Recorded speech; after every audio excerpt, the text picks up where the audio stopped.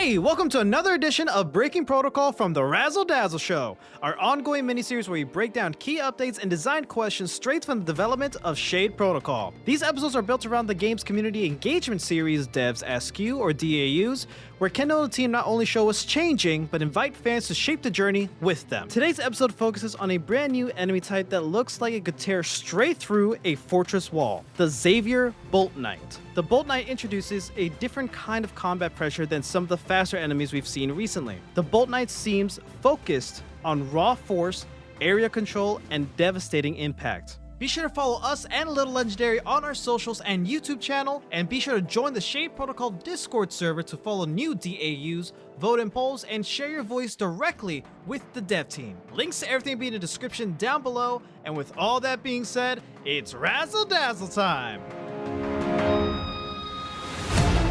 The Xavior Boltknight is being designed as a larger, more dangerous enemy type, something significantly bigger than Zora, but not necessarily as hyperactive as elite enemies like the Xavier Exo. Its defining feature is the massive screw weapon it carries. Depending on the design iteration, the screw may function as a giant melee weapon, a spear-like piercing tool, or even a chain mid-range weapon that can be thrown and reeled back in. Lore-wise, the Boltknights serve as breacher units within the Xavier forces. Their purpose is terrifyingly practical, breaking through reinforced structures, destroying defensive fortifications, and most importantly, breaching bastions, the massive living machines humanity uses as sanctuaries, which immediately gives these enemies enormous narrative weight. These aren't just combat units, they're weapons specifically designed to tear down humanity's last safe places. Kendall, one thing I notice about the Boltknights is that it feels intimidating without being fast. What kind of combat experience are you trying to create with these kind of larger enemies compared to the more agile ones like the Rogues or Exos? So I think like the design goal for something like the Boltknight is the kind of enemy that just hits really hard, but they're very slow. And I think, you know, we see a lot of them in different fantasy media, so it's not like this is a net new thing, but they're also the thing that we want to do to make them a little bit different than what you might be used to is that they are not necessarily like this the tanks, right? That's not, it is their role, but the tank is the Exo. If you've seen any of the other DAUs, like the Exo is like a Xavier that is an elite that has like a shield and a kind of big sword. Those are the tanks. Those are the guys that really want to be a protector. Whereas the role of the Boltknight is more of a breacher. Their goal is to get to that wall. You can't let them. So they're very dangerous in very specific situations. We're not sure what are we going to do with that. I'm not going to even pretend. But one of the ideas is like, for example, maybe they have like an attack that they can put like their huge bolt or that screw to the ground, and they can like drill the ground. And when they do that, they create shockwaves. So they create like a thing that if you don't jump, you'll kind of fall over, and then you can get hit by other enemies. Or maybe if they get to a wall, they could do stuff that other enemies can't do. It creates like a big problem for you. The idea is that they are breachers. So they're not going to let you hide behind walls. They're not going to let you hide, let's say you are in a platform below them. I have to come up with the ideas of how to make them, if they see you're in problems. You have a problem, they're gonna get to you very slowly, but they're gonna get to you. Their other thing is like they're also enemies are I would say that their range is very limited, but they do, like one of the versions that we have, like they have like a huge cord connected to like this huge cable connected to the bolt, so they can kind of swing it at you. And yeah, that's kind of stuff like, you can't parry, of course, but if you get hit by that, like, you're getting hit by a gigantic bolt, right? So you're probably gonna suffer it. And we want to feel things like that. We also want to deal with like things like enemies that will go through your block very quickly. The Boltknight would be one of those. So let's say like they attack you forward. One of the ideas was that instead of a cable, the chain that the bolt has, instead of it's like a two-handed sword that the sword itself is a bolt. That's another version that we have. So in that version, they would kind of like, let's say, like impale forward, but if you block, they'll hit you multiple times. Kind of like tum, tum, tum, tum, tum, tum, tum. So they will eat through your block very, very quickly. They are an enemy that you don't necessarily want to be in front of. You want to find a way to get around them and hurt them. They're also an enemy that we are thinking like, are there interesting things that we can do? Like maybe they swing, and maybe if it's like the cable version, whenever they throw the bolt at you, you can use the wall cut to cut the cable, right? Mm. Or are there like other things that we could do? Like maybe you could use the chakram so that the bolt kind of disappears through and it appears somewhere else. And I don't know. We want to also imagine like, are there other interesting ways of dealing with big enemies that it's not just like wait until they are open to be hit. But yeah, so I think that's where the role of this class comes in. Not necessarily the biggest frontliner. I think they'll be behind the EXO, and they are a problem because normally when you're dealing with the EXO, you want to be able to get behind them very quickly, especially when they're doing big attacks, so that you can hurt them. But then you're going to be facing a Boltknight right behind. So we'll see. They're not really a support. I think I will call them a breacher. They are definitely gonna try to remove your block. They don't like to be parried. They don't like you running away. But whenever you're close to them, you're in immense danger. But there's no other way of hurting them. I don't think like you could just like kill them from afar very easy. I don't think they care too much about your spear or your other ranged weapons too much. I think they'll be tanky enough to endure those. You're gonna have to get in there and kind of deal with their close range attacks and figure out what to do with them. Their size is obviously one of the biggest things that we can obviously take note of. How much bigger is these Bolt Knights compared to Zura? And like, I I'm really wondering about like the one of the bosses we've seen in the trailers. It's the wolf, the mechanical wolf robot boss. Like, what is the size comparison between the Bolt Knight to Zura and to like an actual boss we will be facing? If these are supposed to be able to like breach through bastions, they got to be a good size. But like you mentioned that we're supposed to somehow get around and behind these enemies.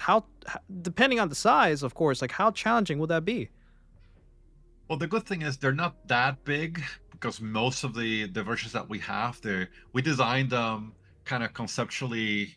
They're not going to look like an ape, but we wanted to give them that little energy of like, they're bent. They're kind of Right. hunched all the time because they have this bolt in their back all the time. So, they can't like stand straight um, all the time because it's a heavy thing. So the idea is like they would probably be as tall as the wolf if they stand straight, but Mm. they're not going to stand straight. So they're about 2 times your size, which is a big deal. They're pretty tall. They're a big, tall. They're a big boy, and you can kind of dash through them. It's not like you can't. So they're not that difficult to get around. But some of their swings, specifically whenever they're throwing something at you, their swings are 360. So as they start to swing, it'll come from behind them. So if you're behind them and they weren't attacking you, you're still gonna get hit, right? So it's like if you swing a whip. Well, not. I guess if you're swinging kind of like a 360 attack, but it's gonna end up going forward, then during that back animation, you're still gonna get hit. So you can still parry or block that, but conceptually, the idea is that their attacks are going to be wide enough that no place very near them is going to be safe. But that doesn't mean they're going to be overly dangerous during that space. You just need to know what you're doing. In terms of height, I don't think like we'll have versions of them where they fully stand up and they look like a boss, but they're pretty tall. I would say if they were to stand up, they'd probably be like about 3.5 times your size, which is kind of Eldarian big, Mm. which is the wolf boss. But the wolf boss has different connotations for his height, and he's definitely more primal and more like kind of this feral approach of like he's just really really chunky and big. These guys are more like very very strong big knights. So they're definitely smaller in frame than Eldarian, but they are very very tall if they were to stand straight. So you'll see their entire body kind of hunched over, kind of on the weight of the bolt. At least in some of the sprite work we've done already. Bastions obviously are ginormous. They are huge. They are their own walking cities, and that's like an understatement. These these bolt knights are supposed to be piercing through bastions. I'm assuming, you know, there's obviously a lot of strength behind that comes with the weapons. Can you explain a little bit more, at least about like the lore implications behind this? I know that the Xavier's whole goal is to eradicate all human life and finding these bastions because that's where they make their last stands. That's the key goal of the Xavier's, or at least one of the key goals. So that would mean that these Bolt Knights are extremely important to Arcanus's plans. Yes. So what we're doing is we do have some technology that will be explained a little later Okay. that is very contextual to how the the war's going. It's going to help a lot understand, like, why are the saviors, I would say, categorically winning when the game starts and when you get to kind of get to see the story.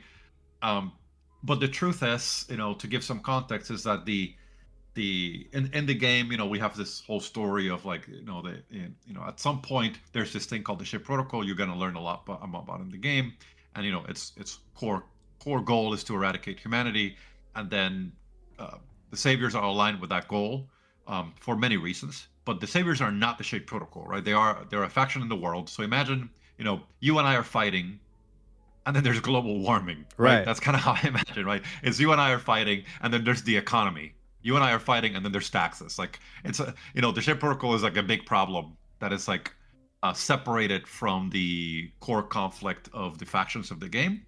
It just exacerbates all of it, right? It is some very broad, more fantastic expression of problems. But of course, the dream here is that as you're dealing with all of this, the the circumstances are gonna be more aligned to the benefit of the saviors, because they kind of share that goal with the ship protocol in a way. But of course, the saviors also don't want to be shaded. They don't want to lose their free will. They don't want to. That's not their goal, right? Their idea is more centered on the concept that, if humanity is to go away, then, not only is the ship protocol serving, no longer going to have any purpose, but replicas will get to live. They'll inherit the world, and then they get to be free, right? So there's a lot of it that has to do more with what they want as a faction. But the why do I bring all that up is because replicas before this moment, replicas had no point in developing any technology for hunting humans, right? So a lot of what's going to happen in the game is part of that constant discovery, right? That kind of a little bit of a, not necessarily scrappy, and maybe that's not the right word, but it's like this journey that our enemies are going through in finding ways to exterminate us, and we're going to see that. So part of the growth of the Savior Army is also finding ways to hunt us, to get to us, right? To find the bastions, because once again, it's kind of part of the fantasy of the game is that bastions are the the biggest beings in the world, but they cannot be found, right? They are hidden, and I love that concept. I think it's so ridiculous that I'm just so obsessed with it, right? So I like the idea that, Bastion Suna looks like a mountain, and it has all this fantastic technology that makes it so that the saviors, no matter how advanced they are, they can't find them, and they've been looking, for a long time. So the point is, they will find us, though. They will, eventually, and as they find us, they have to develop technology to actually do stuff to a bastion. And what does that look like? So not only are we not ready because we don't know what that technology looks like, they're not ready because they don't know what a bastion can do, right? As in, like, a bastion is a living, ever changing being, so it can also defend itself. So yeah, it's an actual war where both sides are learning as they go, and I'm going to use, of course, a little bit of my military experience to to show the players how these two sides have to learn, about each other and figure ways around each other, but not to the point where we're going to make it, like, overly complex. It's mostly just the concept of understanding that in intelligence and learning of about your enemy is crucial, and whoever has the most knowledge most of the time is has the upper hand and more bound to win. So Saviors having the upper hand here means that we have to be incredibly scrappy, but they are going to be able to do things that we can't expect. So yes, the super long-winded answer to this is there are low reasons already for why the bastions are at risk, and why the saviors have found at least things that want to test, and to break through a bastion, and to get in, but not only to get in, to like deeply hurt them and maybe destroy them. All that stuff like will be revealed as the game goes through, and there'll be even discoveries that will be made during the game, that you'll have to like either find a way to maybe disrupt, or things that you'll have to endure. So we'll see as we go, like how a faction like the Saviors will kind of adjust to our ever-growing resistance through the game. These Bolt Knights, again, just restating it, their main purpose is to be breachers of bastions. The only bastion that we are aware of as of recording that is named is Suna. We've seen that in the trailer. It's giant robot. One can assume that its armor is made of some type of alloy or metal that's extremely, extremely hard, right? For lack of a better term. What kind of element, first of all, can that be made out of the armor of the bastions? And two, what can counteract that? Because I'm thinking like lightsaber versus a Zillo Beast armor, right? Like a lightsaber can't cut through that, but sometimes you got to find a way around that. So like what is the connection here? Is it lithium involved? I'm gonna say yes with an asterisk. So there is some technology. Remember that the most important thing to really have in mind when you're looking at the story is that it's all going to make sense, but it's not going to be logical to this world, right? So in this world, you would say, I don't know, you have a specific type of metal. Let's see if like, acid or corrosion or this, like you're going to think about it that way, right?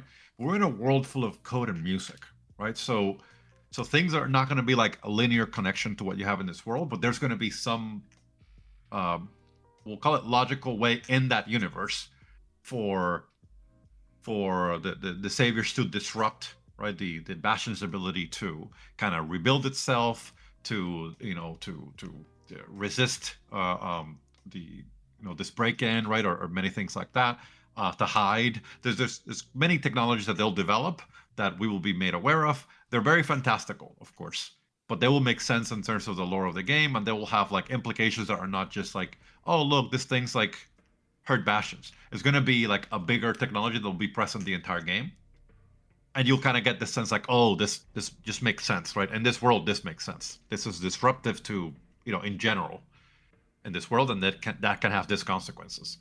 So that's kind of what we are going to focus on in order to make it so that it's reasonable for the saviors to have a shot, because if not, then they wouldn't have a shot, right? But the other thing is like bastions are not war machines either, right? They've never have been, right? They were designed to be pretty much meccas of humanity's knowledge, and places where they could pretty much thrive and learn more and develop great technology. So bastions, once again, are living beings. They're not like tanks. I don't know. It's hard to explain, right? Because I think when people think about something huge, they always think that it's like this thing that's dangerous. And I mean, these things are, Suna's kind of freaking adorable. Like it's a huge freaking, ginormous robot that, he's just being. But yeah, people call him the World Breaker. He's not nothing. And we do know, I think we do know about another one. I don't know. No, we have, you and I know, but like Yeah. the name, you did a DAU about the other one, but you didn't reveal the name. That's what I mean by okay. that. Yeah. Yeah, well, that one, that one is really spectacular also. Yeah, like how the And, hell is the Bolt Knight gonna breach that one? Like that's weird. Like it's already. I'm not gonna say much more about it. that's a really good question, and I think that begets that answer, right? So if the other one, which I mean, we kind of It have was some in the idea of that, trailer. like, It was in the trailer. He yeah, did a it's in the DAU trailer, about it. exactly. So I mean, we're talking about a being that is unreachable. We'll call it that. Then how are you going to deal with that? Then of course there's got to be some other technology, right? There's got to be some other version, right, that deals with that. These guys are not just going to sit there.